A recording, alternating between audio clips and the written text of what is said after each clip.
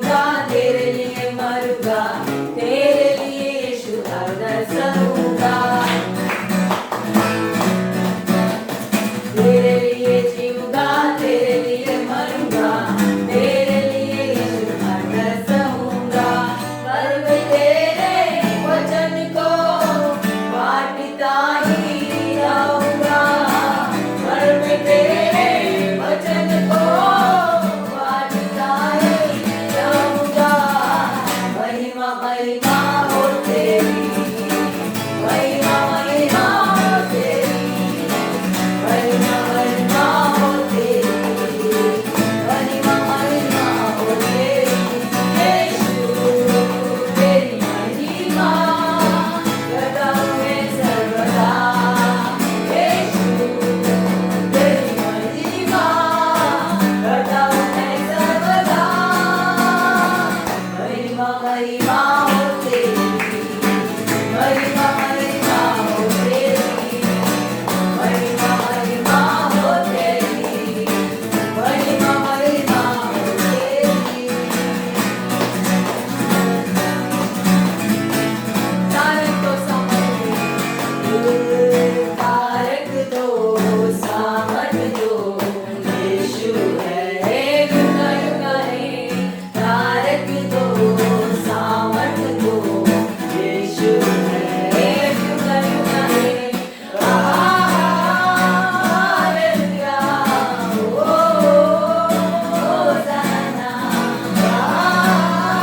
Hallelujah, ओ होसाना, हालेलुया, हालेलुया, हालेलुया, हालेलुया, हालेलुया, हालेलुया। दिवस प्रभु चाहे उल्लास गान करूं, दिवस प्रभु चाहे उल्लास गान करूं। जिंदगी तोड़ तोड़े सर्वस्व अपना ले, जिंदगी तोड़ तोड़े सर्वस्व अपना ले। तारक दो सामर्थ दो, यीशु है युग युग है। तारक दो सामर्थ दो, यीशु है युग युग है। हालेलुया, ओ होसाना, हालेलुया, ओ होसाना, हालेलुया, हालेलुया, हालेलुया, हालेलुया, हालेलुया, हालेलुया। चलाओ आता त्याकडे महिमा स्तुती म्हणू, चलाओ आता त्याकडे महिमा स्तुती म्हणू। स्वर्गाच्या देवाला असेच गीत गाऊ, स्वर्गाच्या देवाला असेच गीत गाऊ। तारक दो सामर्थ दो, यीशु है युग युग है। तारक दो सामर्थ दो, यीशु है युग युग है। हालेलुया, ओ होसाना, हालेलुया, ओ होसाना, हालेलुया, हालेलुया, हालेलुया, हालेलुया, हालेलुया। त्याचा अनुभव घ्या, किती तुझा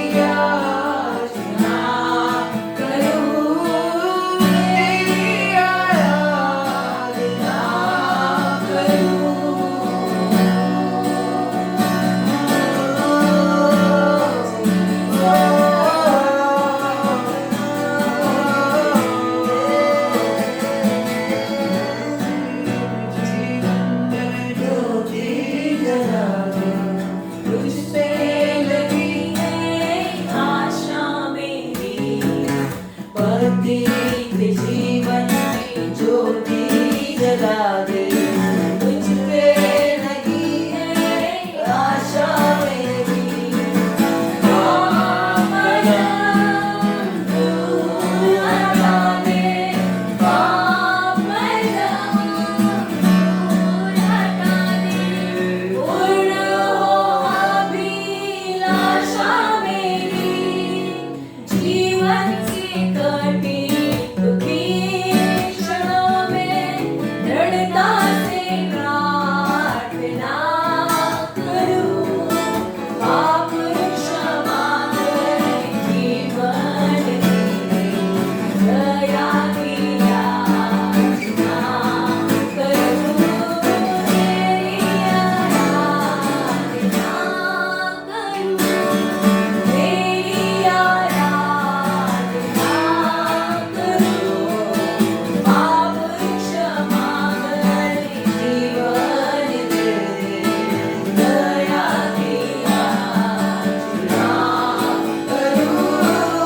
तेरी आराधना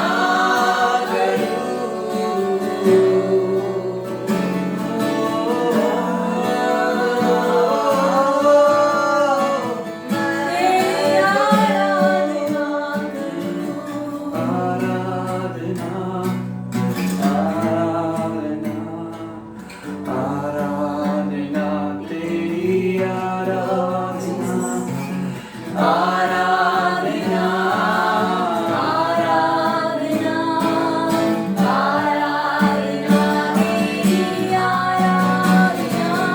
आराधना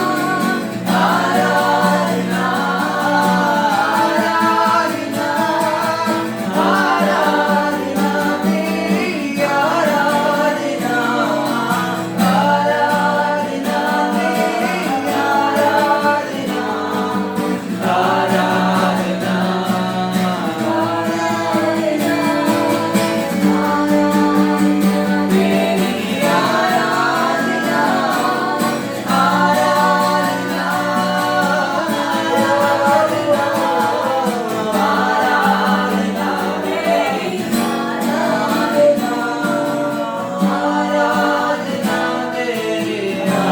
आराधना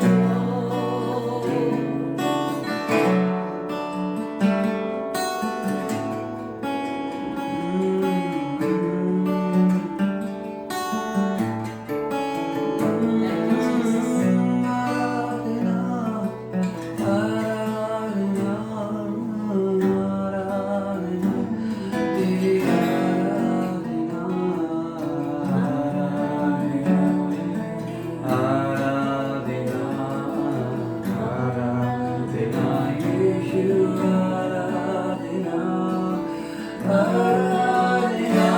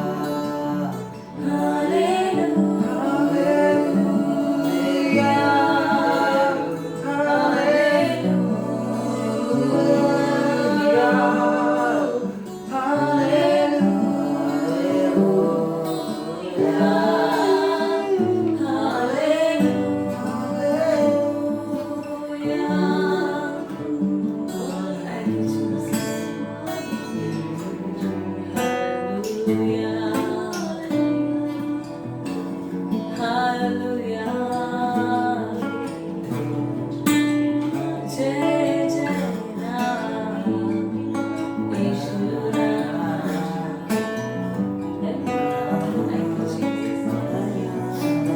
Thank you, Father God. हम परमेश्वर हम आपको धन्यवाद करते हैं। आपका नाम के हम जय जयकार करते हैं। जिसने आपको खोजा है परमेश्वर के करीब आप आए। यीशु मसीह हम आपको ढूंढने से पहले आपने हमें ढूंढा परमेश्वर। आपका वचन कहता है, taste and see that the Lord is good.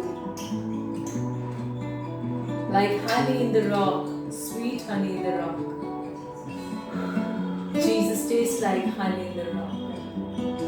सच में परमेश्वर वो मध से भी मीठा है परमेश्वर। आपका वचन कहते चक्कर देखो यहोवा कितना भला है। उसका नाम युगान युग रहता है। धन्य है उसका नाम परमेश्वर। परमेश्वर आपका हम धन्यवाद करते हैं।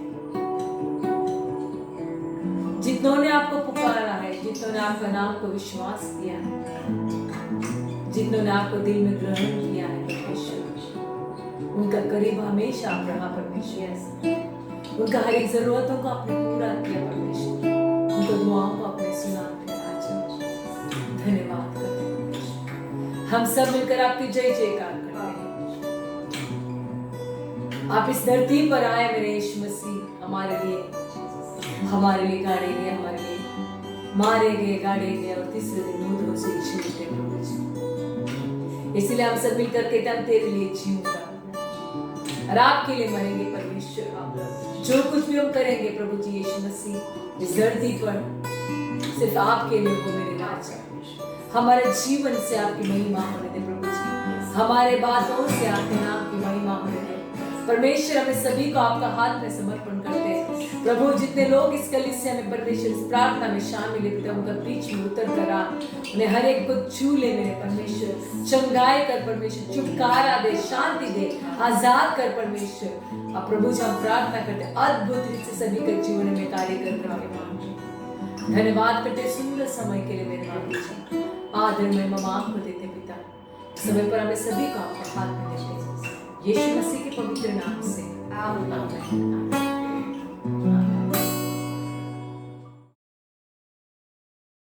लॉर्ड जय मसीह की आप सबको। इस वक्त आप सब जानते हैं पूरी दुनिया का हर एक शख्स, हर एक मनुष्य कोरोना नाम के इस वायरस से डरा हुआ है, घबराया हुआ है, पीड़ित है। और हर व्यक्ति मजबूर हो गया है। ना केवल भारत बल्कि पूरी दुनिया मजबूर हो गई है अपने अपने परिवार के साथ अपने अपने घर में कैद होने को। शायद मनुष्य ने अपने जीवन में कभी सोचा नहीं होगा कि ऐसा भी समय कभी आ सकता है। कोरोना वायरस सचमुच में दुनिया पीड़ित है, परेशान है, दुखी है। साइंटिस्ट, डॉक्टर्स और बड़े बड़े ज्ञानी पुरुष इस बीमारी की इलाज के लिए दवाई की खोज में हैं। न जाने कब मिलेगी, लेकिन एक बात ज़रूर है, इस बीमारी ने हर एक मनुष्य को कुछ बात सिखा दी है। और उसमें से सबसे पहली बात यह है कि मनुष्य कुछ भी नहीं है, लेकिन परमेश्वर सर्वशक्तिमान है।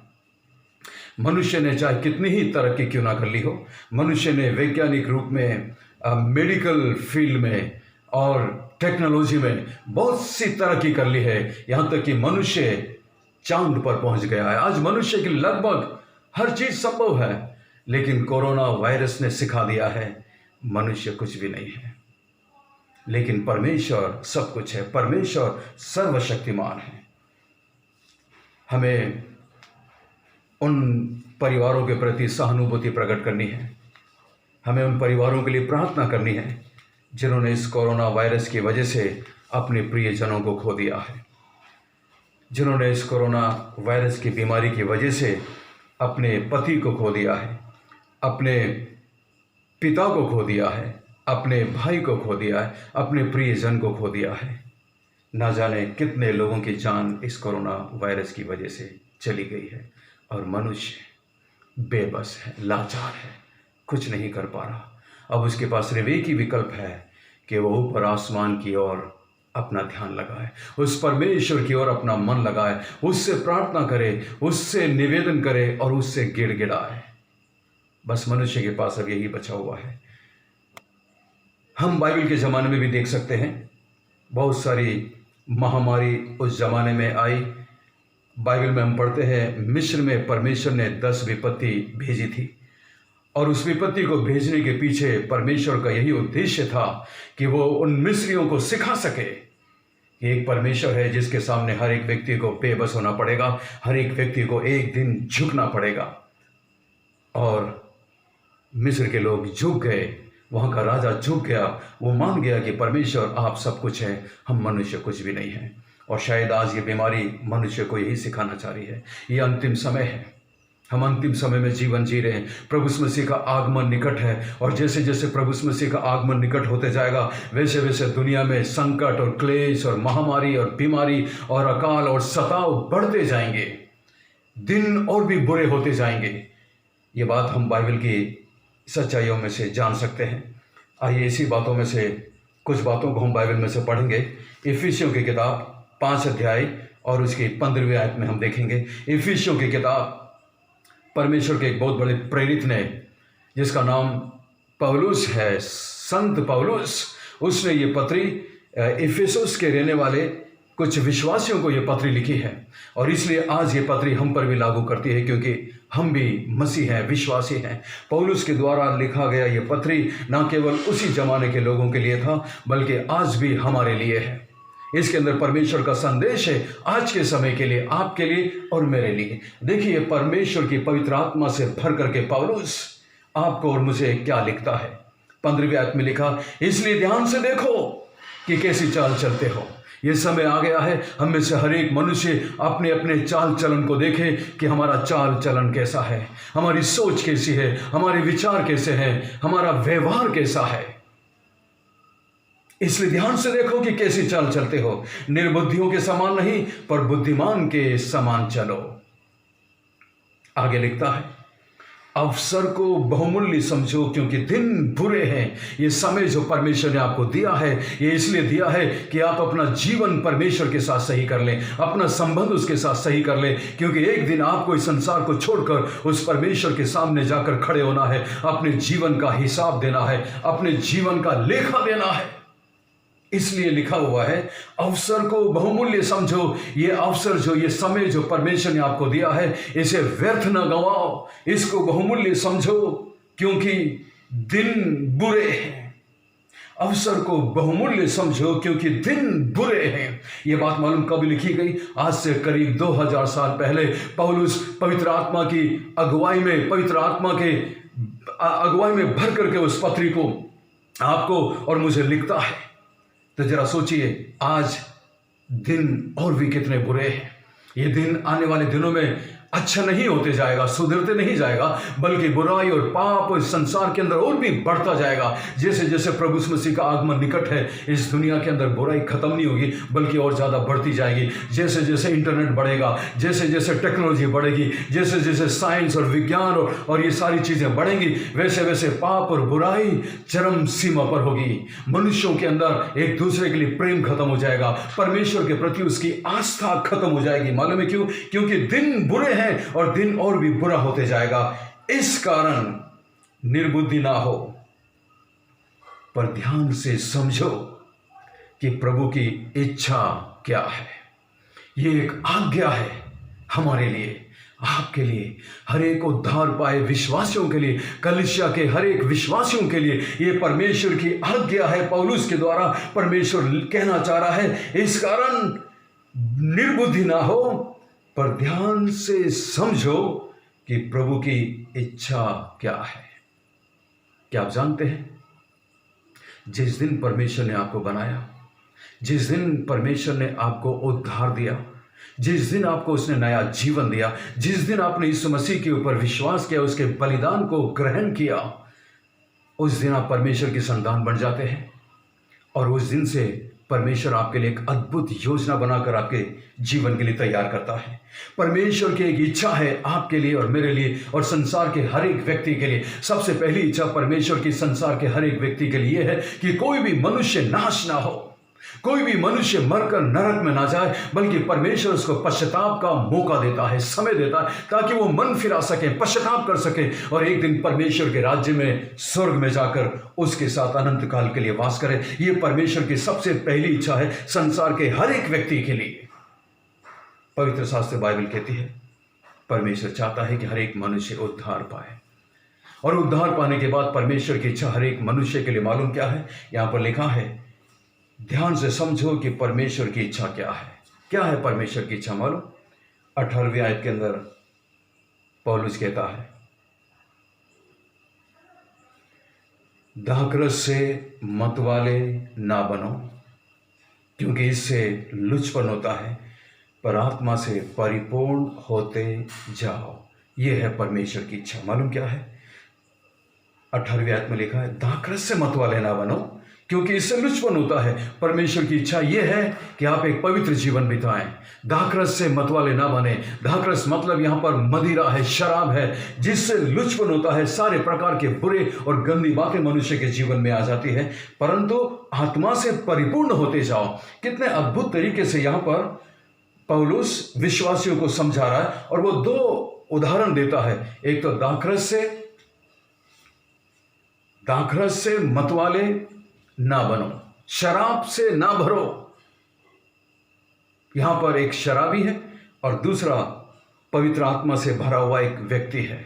दो उदाहरण यहां पर दिया गया है। हर एक व्यक्ति जानता है जब एक मनुष्य शराब पीता है तो शराब उसे अंदर से काबू में करती है। शराब उसके लहू में, उसके खून में, उसके दिमाग में असर करती है, और शराब उसे पूरी तौर से काबू में कर लेता है, नशे में हो जाता है, और वो फिर समझ नहीं पाता कि वो क्या बोल रहा है, क्या देख रहा है, कैसी चाल चल रहा है और उसका व्यवहार कैसा है। वो उसके वश में नहीं होता, क्योंकि शराब उसे काबू में किया होता है। शराब उसके अंदर भर जाता है, शराब उसके नसों में, उसके लहू में, उसके खून में, उसके स्वभाव में भर जाता है। इसलिए वो दाखरस से भर जाता है और उसके जीवन से फिर लुचपन होता है। आपने कभी किसी शराबी को देखा हो तो आप जानते हैं, एक शराबी ठीक से बोल नहीं पाता, शराब उसके शब्दों को वश में करता है। एक शराबी व्यक्ति ठीक से चल नहीं पाता, शराब उसके चाल चलन को काबू में करता है। एक शराबी ठीक से सोच नहीं पाता, क्योंकि नशा उसे वश में करता है। आप दूर से देखकर बता सकते हैं कि यह व्यक्ति शराब पिया हुआ है, क्योंकि वो ठीक से चल भी नहीं पाता, ठीक से खड़ा नहीं हो पाता, ठीक से बोल नहीं पाता। शराब एक मनुष्य को सबसे पहले मालूम है उसकी जुबान को प्रभावित करता है। वो ठीक से बोल नहीं पाता, उसके मुंह से, उसकी जुबान से गंदी बातें और गालियां निकलती है, अपशब्द निकलते हैं, और सबको पता चल जाता है कि यह व्यक्ति शराब पिया हुआ, शराब से भरा हुआ है, जिससे लुचपन होता है। लेकिन पौलुस यहां पर कहता है एक विश्वासी को शराब से नहीं, परंतु पवित्र आत्मा से परिपूर्ण होते जाओ। होते जाओ का मतलब है ये निरंतर होने वाली बात है। कंटिन्यूअसली, लगातार पवित्र आत्मा से भरते जाओ। एक बार उद्धार पाकर पवित्र आत्मा पाना काफी नहीं है, लेकिन निरंतर पवित्र आत्मा से भरते जाओ। याद रखिएगा ये दो चीजें हैं, पवित्र आत्मा की उपस्थिति और पवित्र आत्मा की भरपूरी। कभी कभी मनुष्य इसमें कंफ्यूज हो जाता है। So there is two things, one is indwelling of the Holy Spirit and the other thing is filled with the Holy Spirit, being filled with the Holy Spirit. This is two different things. Don't get confused. जब आप उद्धार पाते हैं, जिस दिन आप यीशु मसीह को अपना उद्धारकर्ता करके स्वीकार करते हैं, उस दिन परमेश्वर का पवित्र आत्मा आपके अंदर आकर वास करता है। पवित्र आत्मा का काम है आपको पवित्र बनाना। पवित्र आत्मा का काम है आपको ऐसा जीवन जीने के लिए प्रेरित करना जिससे परमेश्वर प्रसन्न हो सके। ये पवित्र आत्मा का काम है, उसका नाम पवित्र आत्मा है। लेकिन आज पवित्र आत्मा के बारे में जितनी गलत फहमी है, जितनी गलत शिक्षा है, शायद उतनी गलत शिक्षा किसी दूसरे विषय पर नहीं है। आज लोग सोचते हैं कि जब एक मनुष्य पवित्र आत्मा से भर जाता है तो वो कूदता है, नाचता है, लौटता है और चीखता है और चिल्लाता है। बाइबल में ऐसी बात मुझे कहीं नहीं मिलती। पवित्र आत्मा से जब एक व्यक्ति भरता है ना, जिस तरह शराब एक व्यक्ति को काबू में करता है और ये उसकी जुबान पर दिखाई देता है, उसके चाल चलन में दिखाई देता है, उसके स्वभाव में, उसके विचार में दिखाई देता है, उसी तरह जब एक व्यक्ति पवित्र आत्मा से भरा हुआ होता है। ये पवित्र आत्मा से भरने का मतलब ये नहीं है कि पवित्र आत्मा मेरे अंदर बहुत ज़्यादा भर जाए, नहीं नहीं, पवित्र आत्मा तो आपके अंदर है ही, लेकिन मुख्य बात मालूम क्या है? आप अपने आप को कितना पवित्र आत्मा के हवाले करते हैं, ये इंपॉर्टेंट चीज़ है। कितना पवित्र आत्मा मिलता है ये नहीं, आपने कितना पवित्र आत्मा पाया ये नहीं, लेकिन आपने अपने आप को कितना पवित्र आत्मा के वश में किया है। आपकी जुबान, आपकी आंखें, आपका मुंह, आपके हाथ, आपके पैर, आपका शरीर, आपका हर चीज, पूरा संपूर्ण शरीर पवित्र आत्मा के वश में होना चाहिए। जिस तरह शराब एक मनुष्य के पूरे शरीर को काबू में करता है, उसी तरीके से पवित्र आत्मा एक मनुष्य के पूरे चाल चलन को, उसके पूरे शरीर को काबू में करना चाहता है, लेकिन वो ज़बरदस्ती नहीं करता। ये आपके ऊपर है कि आप अपने आप को कितना उसके हवाले करते हैं। देखो यहाँ पर क्या लिखा है, पवित्र आत्मा से भरते जाओ। ये प्रतिदिन की बात है, एक बार की बात नहीं है, ये प्रतिदिन की बात है। प्रतिदिन आपको सवेरे उठ करके ये बोलना है, पवित्र आत्मा मैं अपने आप को तेरे हवाले करता हूँ, मुझे लीजिए, मुझे काबू में कर लीजिए, मेरे हाथ, मेरे पैर, मेरी जुबान, मेरी आंखें, मेरा सब कुछ प्रभु मैं तुझे भेंट में चढ़ाता हूँ। जिस तरह रोमियो 12 और उसकी पहली आयत में पौलुस कहता, निदान मैं प्रभु कि दया स्मरण दिलाकर तुमसे विनती करता हूं कि अपने शरीरों को जीवित और भावता हुआ और परमेश्वर को प्रसन्न करने वाला बलिदान करके चढ़ा दो। यही तुम्हारी आत्मिक सेवा है। यह है परमेश्वर की इच्छा हर एक विश्वासी के लिए। पवित्र आत्मा से भरते जाइए। याद रखिए, जब एक व्यक्ति पवित्र आत्मा से भरता है तो उसकी सबसे पहली पहचान मालूम क्या है? उसकी जुबान, उसके शब्द इस बात को प्रकट करेगा। जिस तरह शराब पिया हुआ व्यक्ति अपनी जुबान से जैसी बातें निकालता है, पता चलता है कि शराब से भरा हुआ है, उसी तरह जब एक व्यक्ति पवित्र आत्मा से भरा हुआ होता ना, उसके शब्द बताते हैं। आपको मालूम है, पिन्तेकुस्त के दिन जब वो चेले पवित्र आत्मा से भर गए थे, उनके सिर के ऊपर आग की सी फटती हुई जुबानें दिखाई दी और वो सब क्या करने लगे? अलग अलग भाषाओं में परमेश्वर की स्तुति और बढ़ाई करने लगे। आसपास के सुनने वालों ने जब सुना, वो समझ गए, वो कहने लगे ये मेरी भाषा में परमेश्वर की स्तुति और बढ़ाई कर रहा है। उनकी जुबान बदल गई। भले वो अन्य भाषा में बोल रहे थे, लेकिन हर एक व्यक्ति समझ रहा था और उन्हें पता चल रहा था कि ये क्या बोल रहे हैं। पवित्र आत्मा में भर करके वो परमेश्वर की स्तुति और बढ़ाई कर रहे थे। यदि आप पवित्र आत्मा से भरे हुए व्यक्ति होंगे ना, आपकी जुबान बताएगी, आपके शब्द बताएंगे, आपकी बातचीत बताएगी। जब मैं किसी पास्टर से या किसी मसीह व्यक्ति से मिलता हूं जो कहता है कि मैं क्रिश्चियन हूं, मैं 5 मिनट बात करूंगा, मुझे समझ में आ जाता है कि ये कैसा क्रिश्चियन है, उसकी बातचीत से। पवित्र आत्मा से जब आप भरे होंगे ना, आपकी बातें बताएंगी, आपकी जुबान के शब्द बताएंगे। फिर आपकी बातों में श्राप नहीं होगा, आपकी बातों में गाली नहीं होगी, आपकी बातों में ईर्ष्या और क्रोध और गुस्से की बात नहीं होगी, लेकिन आपकी बातों में पवित्रता होगी। दूसरी बात, जब एक व्यक्ति पवित्र आत्मा से भर जाता है ना, तो ना केवल उसकी जुबान बताती है, बल्कि उसके चाल चलन बताती है। आपको पता है, शराब पिया हुआ व्यक्ति कभी सीधी चाल नहीं चल सकता, वो हमेशा लड़खड़ाता है, सीधी चाल चल ही नहीं सकता। लेकिन पवित्र आत्मा से भरा हुआ व्यक्ति हमेशा एक सीधी चाल चलता है। इसीलिए बाइबल के अंदर बार बार यह हमें आज्ञा दी गई है कि आत्मा में चलो, आत्मा में चलो। गलातियों 5 और इसकी 16 में लिखा है, पवित्र आत्मा में चलोगे तो तुम शरीर की इच्छा कभी भी पूरी नहीं करोगे। ये पवित्र आत्मा से भरे हुए व्यक्ति की पहचान है। लेकिन आज बहुत सारे व्यक्ति दावा करते हैं कि मैं पवित्र आत्मा से भर गया हूं, लेकिन पाप भरा जीवन जीते। उनके मुंह से झूठ निकलती है, उनके मुंह से गालियां निकलती है, उनके मुंह से एक दूसरे के लिए बुरी बातें निकलती है, उनके शब्द बताते हैं, उनका चाल चलन पाप से भरा हुआ, टेढ़ी चाल चलते हैं, चाल चलते हैं, चालबाजी के काम को करते हैं, धोखा देते हैं, फरेब करते हैं और कहते हैं कि हम पवित्र आत्मा से भरे हुए हैं। वो अपने आप को धोखा दे रहे हैं। पवित्र आत्मा से भरा हुआ व्यक्ति सीधी चाल चलता है। देखिए, गलातियों की किताब 5 और उसकी 16 पढ़िए। गलातियों की किताब 5 और इसकी 16 में, पर मैं कहता हूं आत्मा के अनुसार चलो तो तुम शरीर की लालसा किसी रीति से पूरी ना करोगे। देखा, आत्मा के अनुसार चलो। पवित्र आत्मा से भरने की पहचान कूदना और चीखना और चिल्लाना और लोटपोट होना नहीं है। जब पवित्र आत्मा एक व्यक्ति के अंदर आता है ना, वो सीधी चाल चलता है, वो पवित्र आत्मा में चलता है, उसका चाल चलन बताता है।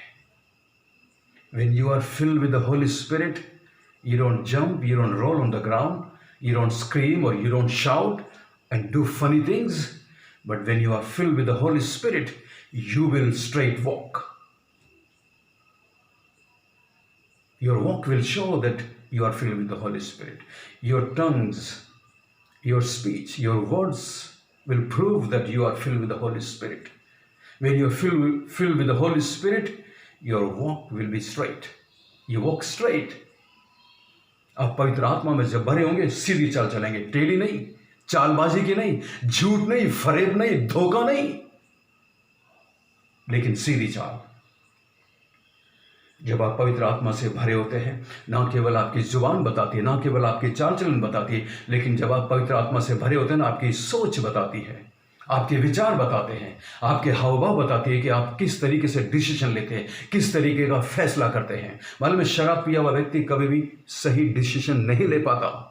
इसीलिए सरकार मना करती है, don't drink and drive, P कर गाड़ी ना चलाओ, क्योंकि पिया हुआ आदमी कभी जज नहीं कर पाता कि कब ब्रेक लगाना है, कब मोड़ना है, कब रोकना है, और इसलिए एक्सीडेंट्स होते हैं।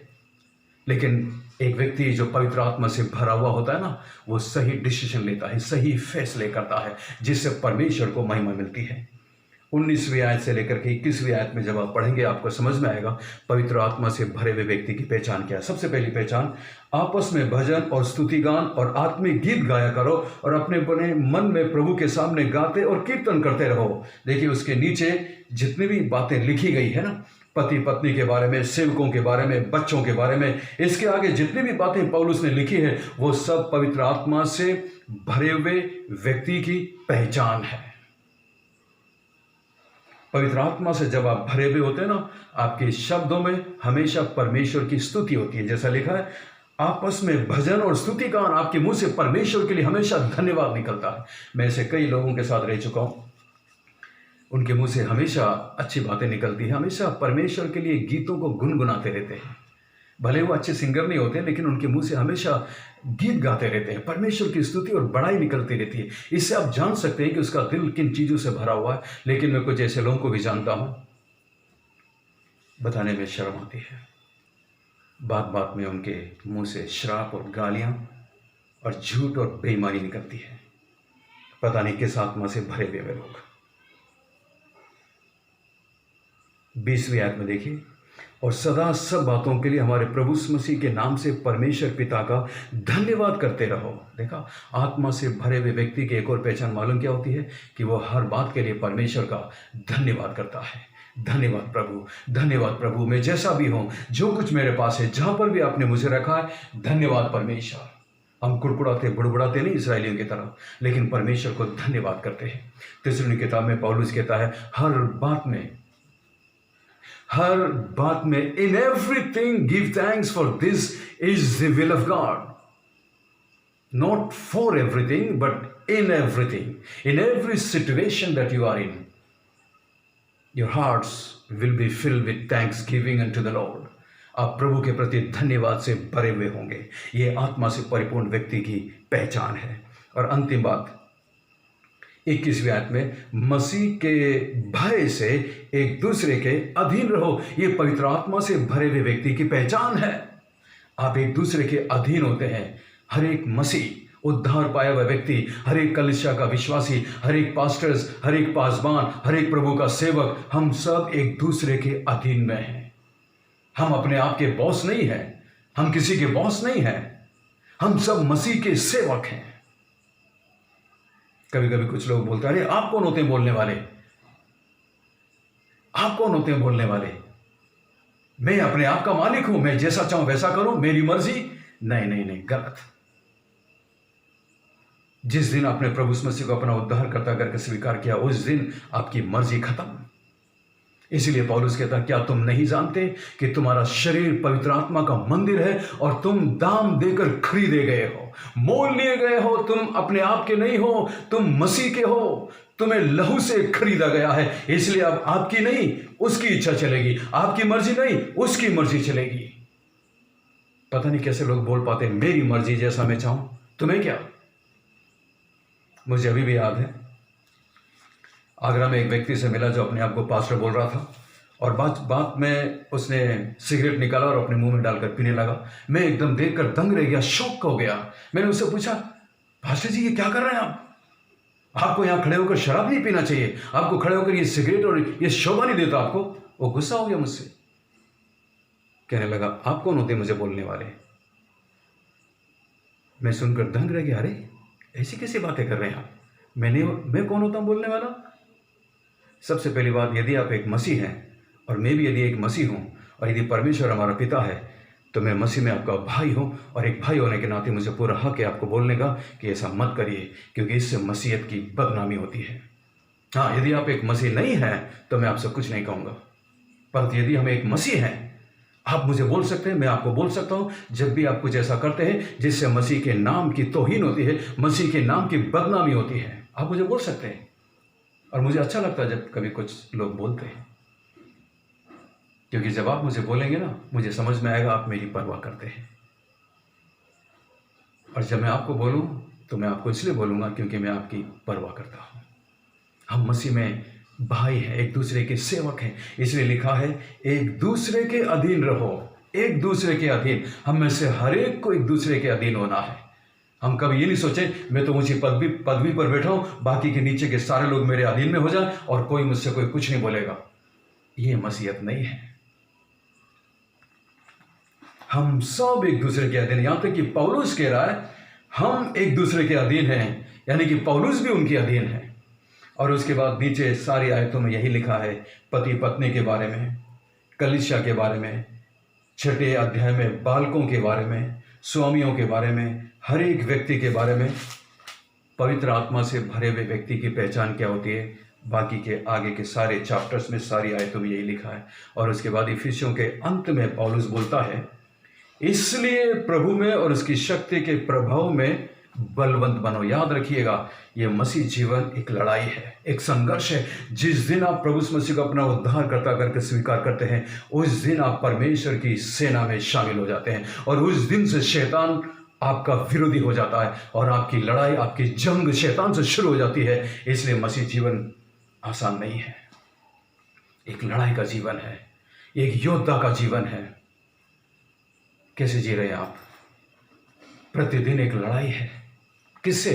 लहू और मांस से हमारी लड़ाई नहीं है, लेकिन अंधकार की ताकतों से, शैतान की उन शक्तियों से है, उन बुरी आदतों से, उन बुरी वासनाओं से है जो हमसे लड़ती रहती है। और हमें पवित्र आत्मा की भरपूरी में होकर के वो सारे हथियारों को बांध लेना है, जो इफिसियों 6 और उसके 10 से लेकर के आगे में लिखा है। परमेश्वर का वचन जो आत्मा की तलवार है, ये हमारी सबसे बड़ा हथियार है शैतान से लड़ने के लिए। कितना आप इसको इस्तेमाल करते हैं, कितना आप इसको पढ़ते हैं, ये महत्वपूर्ण चीज है। क्या आप आत्मा से भरे हुए हैं? यदि आपने उद्धार पाया है, यदि आप एक विश्वासी हैं, प्रतिदिन आपको ये प्रार्थना करने की आवश्यकता है, परमेश्वर मैं आपको आपके हवाले करता हूँ। पवित्र आत्मा मुझे पूरी तौर से काबू में कर लीजिए। मेरे हाथ, मेरे पैर, मेरे मुंह, मेरी जुबान, मेरी आंखें, मेरा हर चीज़ प्रभु मैं तुझे समर्पित करता हूँ। मुझे इस्तेमाल करिए प्रभु। परमेश्वर आपकी प्रार्थना को सुनेगा। समाप्त करने से पहले मेरे साथ इस प्रार्थना को करिए। स्वर्ग में विराजमान जीवित और जिंदा परमेश्वर, सबसे पहले इसलिए धन्यवाद कि मैं आपकी संतान हूँ। आपने अपने बेटे यीशु के लहू से मुझे खरीद लिया है। मैं आपका हूँ प्रभु। हे परमेश्वर, मुझे अपनी पवित्र आत्मा की शक्ति दीजिए, ताकि मैं प्रतिदिन आपको प्रसन्न करने वाला जीवन जी सकूं।